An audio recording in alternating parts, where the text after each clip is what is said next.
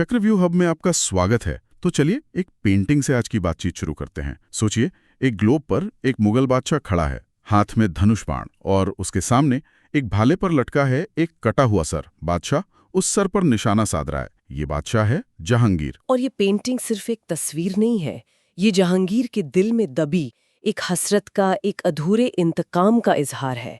एक ऐसी ख्वाहिश जिसे वो सिर्फ कैनवस पर ही पूरा कर सका। हकीकत में नहीं। हकीकत में कभी नहीं, क्योंकि जिस इंसान का वो सर था वो कभी जहांगीर के सामने झुका ही नहीं, बल्कि दशकों तक दक्कन में मुगलों की राह में सबसे बड़ी दीवार बना रहा। और यही बात इस कहानी को हैरत अंगेज बना देती है। ये शख्स कोई शहजादा या बड़ा जागीरदार नहीं था, वो एक गुलाम था। हाँ, अफ्रीका के इथियोपिया से लाया गया एक गुलाम जो बगदाद के बाजार में बिका और फिर हिंदुस्तान आकर उसने सल्तनतों की तकदीर लिख दी। उसका नाम था मलिक अंबर। तो कहानी शुरू से शुरू करते हैं। बिल्कुल। कहाँ से? 1548 इथोपिया, जिसे तब अबिसीनिया कहा जाता था, वहां एक लड़के का जन्म हुआ। नाम था चापू। हाँ, चापू। और उसकी किस्मत उसे बचपन में ही उस रास्ते पर ले गई जहां लाखों अफ्रीकियों को धकेला गया था। उसे गुलाम बनाकर यमन के रास्ते बगदाद के बाजार में बेच दिया गया। बगदाद उस वक्त गुलामों के व्यापार का एक बहुत बड़ा अड्डा था। बिल्कुल। वहां उसे मीर कासिम बगदादी नाम के एक सौदागर ने खरीदा, उसे इस्लाम की तालीम दी और एक नया नाम दिया, अंबर। और फिर बगदाद से वो हिंदुस्तान कैसे पहुंचा? ये भी गुलामी के कारोबार का हिस्सा था। उसके मालिक ने उसे मुनाफे पर एक और सौदागर को बेच दिया और वो सौदागर उसे दक्कन यानी दक्षिण भारत ले आया। दक्कन में उसका नया मालिक था चंगेज खान। चंगेज खान, ये नाम तो थोड़ा चौंकाने वाला है। हाँ, लेकिन ये वो मंगोल वाला चंगेज खान नहीं था। ये अहमदनगर सल्तनत का पेशवा यानी प्रधानमंत्री था।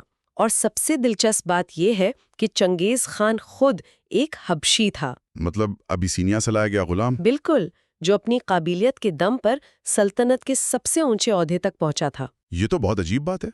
मतलब एक गुलाम एक प्रधानमंत्री के ओहदे पर? उस दौर में दक्कन में ऐसा मुमकिन था? हाँ, मुमकिन था।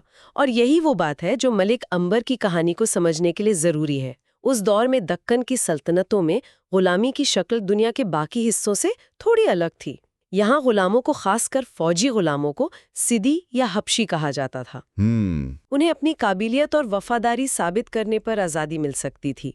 और सबसे बड़ी बात, उनके बच्चे पैदाइशी गुलाम नहीं माने जाते थे। अच्छा। इसी वजह से दक्कन की सियासत और फौज में इन हबशियों का एक ताकतवर गुट बन चुका था।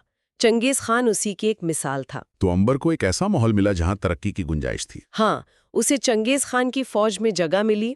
वो एक होशियार और बहादुर सिपाही था। जल्द ही चंगेज खान का सबसे खास सेवक बन गया। दरबार में रहते हुए उसने सियासत और जंग के वो दांव पेश सीखे जो किसी किताब में नहीं पढ़ाए जाते। ये उसकी असल तालीम थी। और फिर 1576 में चंगेज खान की मौत हो गई। हाँ, और उसकी वसीयत के मुताबिक अंबर को गुलामी से आजाद कर दिया गया। तो अब वो एक आजाद इंसान था। हाँ, उसने क्या किया? अपनी फौज कैसे बनाई? आजाद होने के बाद वो कुछ वक्त के लिए बीजापुर सल्तनत की फौज में शामिल हुआ। वहीं उसे मलिक यानी सरदार का खिताब मिला। यहीं से अंबर मलिक अंबर बन गया। लेकिन वो किसी के मातहत काम करने के लिए नहीं बना था। उसने वहां से निकलकर करीब 1500 लड़ाकों की अपनी एक टुकड़ी तैयार की। ये वो दौर था जब दक्कन की सल्तनतें आपस में लड़ रही थीं और ऐसे भाड़े के सैनिकों की बहुत मांग थी। तो वो अपनी सेवाएं सल्तनतों को किराए पर देने लगा। बिल्कुल, वो एक तरह से एक मर्सनरी कैप्टन, एक भाड़े का सिपह सालार बन गया। लेकिन एक भाड़े का फौजी दक्कन का सबसे ताकतवर इंसान कैसे बन गया? ये छलांग तो बहुत बड़ी लगती है। बहुत बड़ी। और इस छलांग के पीछे थी उसकी मौका परस्ती और जबरदस्त सियासी समझ। 1595 तक अहमदनगर सल्तनत, जहां वो पहले गुलाम था, अंदरूनी लड़ाइयों और साजिशों से तबाह हो चुकी थी। एक पावर वैक्यूम था। बिल्कुल, सल्तनत में कोई मजबूत हुक्मरान नहीं था और दिल्ली में बैठे मुगल वो इसी मौके का इंतजार कर रहे थे। और अंबर ने इस खालीपन को भर दिया। ठीक यही किया। उसने अहमदनगर के वफादार सरदारों को इकट्ठा किया और अपनी भाड़े की फौज को एक मजबूत सेना में बदल दिया। लेकिन वो जानता था कि सिर्फ फौजी ताकत काफी नहीं है। उसे अपनी हुकूमत को जायज ठहराने के लिए एक शाही चेहरा चाहिए था, एक कठपुतली सुल्तान। बिल्कुल। उसने निजाम शाही खानदान के एक शहजादे मुर्तजा निजाम शाह द्वितीय को ढूंढा और उसे अहमदनगर का सुल्तान घोषित कर दिया। अपनी पकड़ और मजबूत करने के लिए उसने अपनी बेटी की शादी उस नए सुल्तान से कर दी और खुद सल्तनत का वजीर आजम बन गया। मतलब रीजेंट। हाँ, रीजेंट। अब तख्त पर सुल्तान था, लेकिन हुकूमत की असली चाबी मलिक अंबर के हाथ में थी। वो किंग मेकर बन चुका था। तो अब वो अहमदनगर का सबसे ताकतवर आदमी था। जाहिर है दिल्ली में बैठे मुगल बादशाह अकबर और जहांगीर को ये बात पसंद नहीं आई होगी। बिल्कुल नहीं। मुगलों का सपना था पूरे हिंदुस्तान पर कब्जा करना, और दक्कन की अमीर सल्तनतें उनकी राह का अगला पड़ाव थीं। वो तो अहमदनगर की कमजोरी का फायदा उठाकर उसे हड़पना चाहते थे। हाँ, लेकिन अब उनके सामने एक 4 फुट 8 इंच का 70 साल का बूढ़ा हबशी सिपासलार खड़ा था, जो चट्टान की तरह मजबूत था। मलिक अंबर ने साफ कह दिया था, जब तक मेरे जिस्म में जान है, मैं मुगलों को दक्कन फतेह नहीं करने दूंगा। पर ये तो सीधी टक्कर लेने वाली बात थी। मुगलों की फौज तो बहुत विशाल और ताकतवर थी, उनके पास तोपें थी। अंबर की सेना उनके सामने कैसे टिक सकती थी? यही अंबर की सबसे बड़ी खूबी थी। वो जानता था कि सीधी लड़ाई का मतलब है खुदकुशी। इसलिए उसने एक नई लड़ाई की तकनीक अपनाई। गनीमी कावा। हाँ, जिसे मराठा इतिहास में गनीमी कावा कहा गया, आज हम उसे गेरिला वॉरफेयर कहते हैं। अच्छा, तो ये रणनीति थी क्या? ये काम कैसे करती थी? सोचिए, मुगलों की भारी भरकम फौज तोपखाने और लंबे चौड़े सामान के साथ धीरे धीरे आगे बढ़ रही है, और अंबर के फुर्तीले घुड़सवार, जो उस इलाके के चप्पे चप्पे से वाकिफ हैं, वो अचानक पहाड़ियों या जंगलों से निकलते हैं, मुगल फौज के पिछले हिस्से या उनकी रसद की लाइन पर हमला करते हैं, और इससे पहले कि मुगल सेना संभल पाए, वो वापस गायब हो जाते हैं। मतलब उन्होंने मुगलों की ताकत यानी उनकी बड़ी संख्या को ही उनकी सबसे बड़ी कमजोरी बना दिया। एक बड़ी फौज को खाना पानी चाहिए, रसद चाहिए, अंबर ने उसी पर चोट की। ये तो मुगलों के लिए बहुत बड़ा सिरदर्द बन गया होगा। सिरदर्द से कई ज्यादा ये उनकी फौज का मनोबल तोड़ देती थी। और यही वो रणनीति है जिसे बाद में छत्रपति शिवाजी महाराज ने औरंगजेब के खिलाफ इतने असरदार तरीके से इस्तेमाल किया। अच्छा? बल्कि शिवाजी महाराज के पिता शाहजी भोसले मलिक अंबर के सबसे काबिल और भरोसेमंद सिपहसालारों में से एक थे। उन्होंने जंग के ये सारे गुण अंबर की छावनी में ही सीखे थे। सुना है 1610 में तो उसने कुछ ऐसा किया जिससे जहांगीर बुरी तरह भड़क गया था।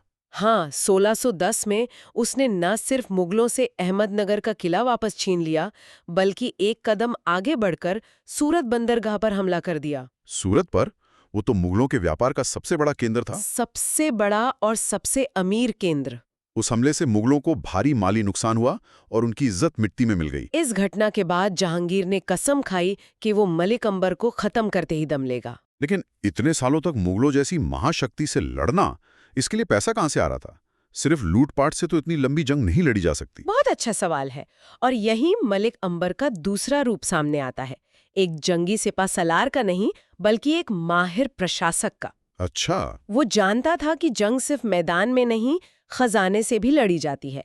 उसने सल्तनत में जमीन की पैमाइश करवाकर लगान की एक नई और बहुत असरदार व्यवस्था लागू की। ये टोडरमल की व्यवस्था जैसी थी जिसके बारे में हम मुगलों के संदर्भ में पढ़ते हैं। कुछ हद तक वैसी ही, लेकिन दक्कन के लिहाज से बेहतर।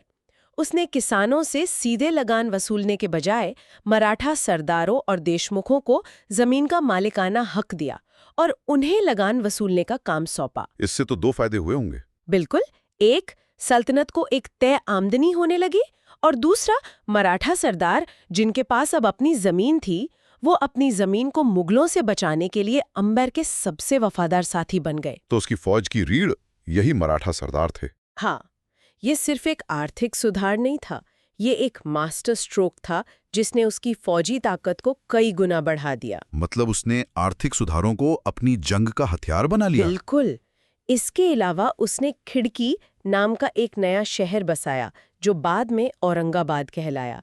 उसने वहां पानी की सप्लाई के लिए नहरों का एक ऐसा जाल बिछवाया जो आज भी इंजीनियरिंग का एक कमाल माना जाता है। वो सिर्फ सल्तनत को बचा नहीं रहा था, वो उसे बना भी रहा था। पर उसकी ताकत बढ़ रही थी तो दुश्मन भी बढ़ रहे होंगे सल्तनत के अंदर भी। हाँ, और उसे इसका भी सामना करना पड़ा। एक वक्त ऐसा आया जब खुद सुल्तान मुर्तजा निजाम, जिसे अंबर ने ही गद्दी पर बिठाया था, उससे खौफ खाने लगा। ओह। कहते हैं सुल्तान की एक नई बेगम ने अंबर की बेटी, जो सुल्तान की पहली पत्नी थी, को गुलाम की बेटी कहकर जलील किया। जब ये खबर अंबर तक पहुंची तो उसने सुल्तान और उसकी नई बेगम, दोनों को जहर देकर मरवा दिया। दोनों को? हाँ, और गद्दी पर अपनी बेटी के बेटे यानी अपने नाती को बिठा दिया। वो किसी भी बगावत को कुचलने के लिए किसी भी हद तक जा सकता था। ये तो बहुत क्रूर लगता है।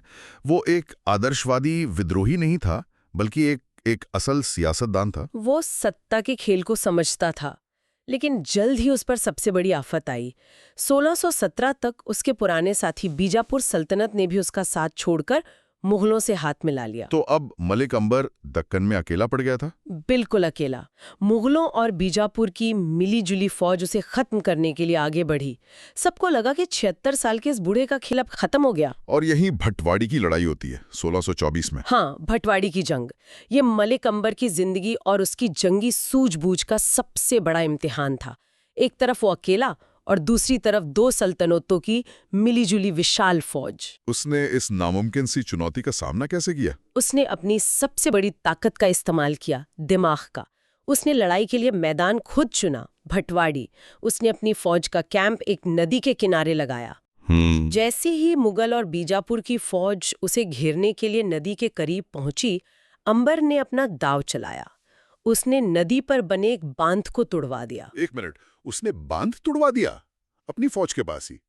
ये तो बहुत बड़ा खतरा था। खतरा था, लेकिन ये एक सोचा समझा प्लान था। बांध टूटने से चारों तरफ पानी भर गया और जमीन दलदल में बदल गई। और उस दलदल में मुगलों का सबसे बड़ा हथियार, उनकी भारी तोपें, कीचड़ में धंस गईं। उनका तोपखाना एक ही झटके में बेकार हो गया। कमाल है। 2 महीने तक दुश्मन की फौज उसी कीचड़ और दलदल में फंसी रही और अंबर के सैनिक उन पर छापामार हमले करते रहे। 2 महीने तक? ये तो दुश्मन की हिम्मत तोड़ने के लिए काफी था। और यही हुआ। फिर सितंबर 1624 में आमने सामने की लड़ाई हुई। अंबर की फौज दुश्मन पर हावी थी, लेकिन तभी जब लग रहा था कि वो जीत रहे हैं, अंबर ने अचानक अपनी फौज को पीछे हटने का हुक्म दिया। पीछे हटने का? जब वो जीत रहे थे? ये तो समझ नहीं आया। मुगल और बीजापुर के कमांडरों को भी समझ नहीं आया। उन्हें लगा कि अंबर की हिम्मत जवाब दे गई है और वो भाग रहा है। जीत के जोश में उन्होंने पीछा करने के लिए अपनी पूरी ताकत झोंक दी। लेकिन ये एक जाल था। बिल्कुल। जैसे ही उनकी फौज आगे बढ़कर बेतरतीब हुई, अंबर के घुड़सवारों की एक छुपी हुई टुकड़ी ने घूमकर उन पर पीछे से हमला कर दिया। यानी दुश्मन को 2 तरफ से घेर लिया। हाँ, मुगल और बीजापुर की सेना में भगदड़ मच गई। उन्हें संभलने का मौका तक नहीं मिला। नतीजा जबरदस्त था। उनकी बुरी तरह हार हुई। उनके बड़े बड़े कमांडर या तो मारे गए या कैदी बना लिए गए। इस एक जीत ने मलिक अंबर को दक्कन का बेताज बादशाह बना दिया। इस जंग के 2 साल बाद 1626 में 78 साल की उम्र में मलिक अंबर की मौत हो गई। एक ऐसी जिंदगी जीकर जिसमें वो कोई जंग नहीं हारा। और उसकी मौत पर उसके सबसे बड़े दुश्मन जहांगीर को अपनी आत्मकथा तुज़ूके जहांगीरी में जो लिखना पड़ा, वो अंबर की शख्सियत का सबसे बड़ा सबूत है। जहांगीर ने क्या लिखा? जहांगीर जो उससे इतनी नफरत करता था कि उसके पेंटिंग्स बनवाता था, उसने लिखा, जंग की रणनीति में, हुकूमत चलाने में और अपने मातहतों को काबू में रखने में उसके बराबर कोई नहीं था।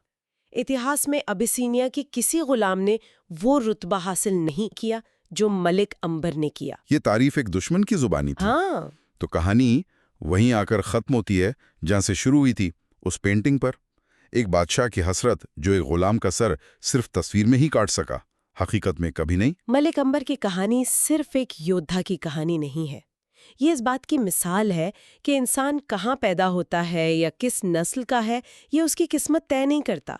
उसकी किस्मत तय करती है उसकी काबिलियत और कभी हार ना मानने की जिद। और ये कहानी सोचने पे भी मजबूर करती है।